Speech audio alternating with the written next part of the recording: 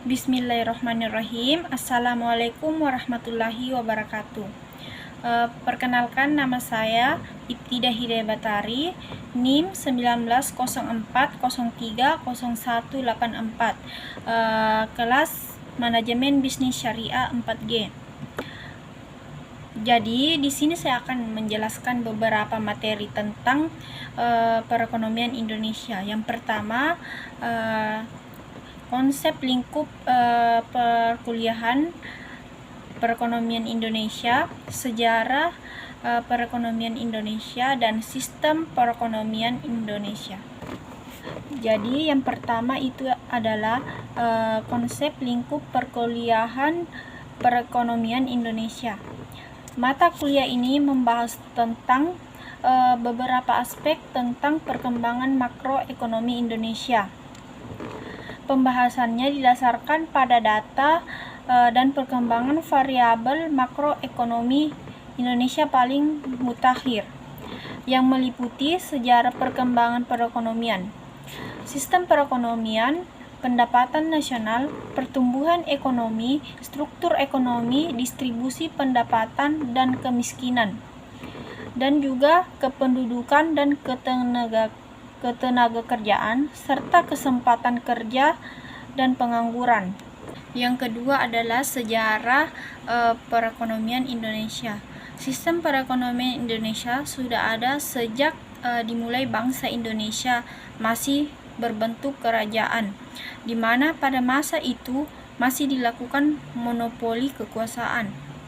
Perkembangan sistem ini dimulai dari zaman penjajahan Belanda, di mana sistem imperialisme diterapkan sampai pada akhir masa penjajahan Jepang, di mana sistem perekonomian masih digerakkan oleh bangsa penjajah.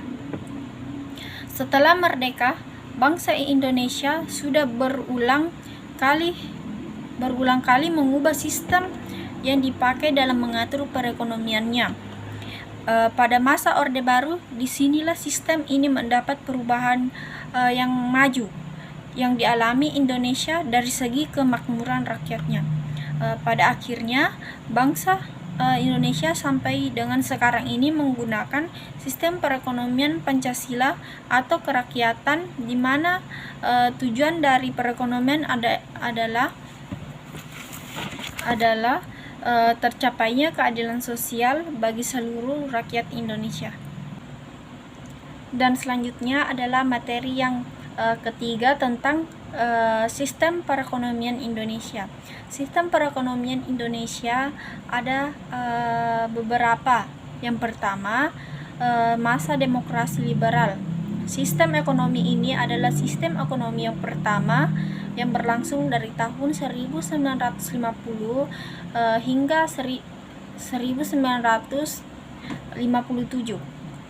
Artinya beberapa tahun setelah Indonesia merdeka.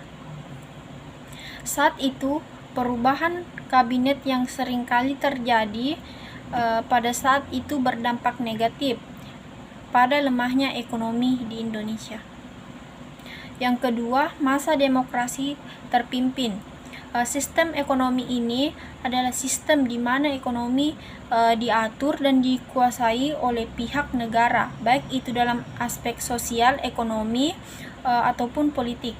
Sistem ini dilakukan karena sistem ekonomi liberal membuat setiap pengusaha dalam negeri tidak mampu bersaing dengan pengusaha asing. Yang ketiga, masa demokrasi ekonomi adalah masa demokrasi. Pada masa ini juga disebut dengan masa Orde Baru. Sistem ekonomi ini menganut sistem ekonomi campuran. Di dalamnya terdapat campur tangan pemerintah bersama masyarakat yang ikut serta dalam meningkatkan kegiatan ekonomi. Pemerintah di sini juga berperan sebagai pengendalian ekonomi, dan masyarakat berperan sebagai pelaku produksi, distribusi, dan konsumen. Yang keempat adalah masa demokrasi. Masa demokrasi adalah masa sistem ekonomi yang berlangsung dari 1998 hingga saat ini. Sistem ekonomi ini adalah bentuk pengembangan dari sistem ekonomi campuran. Koperasi salah satu wujud dari diterapkannya sistem ekonomi Pancasila yang didasarkan pada pilar ekonomi kerakyatan yang berasaskan kekeluargaan.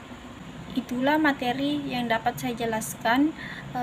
Kurang lebihnya mohon dimaafkan. Wabillahi taufik wal hidayah. Wassalamualaikum warahmatullahi wabarakatuh.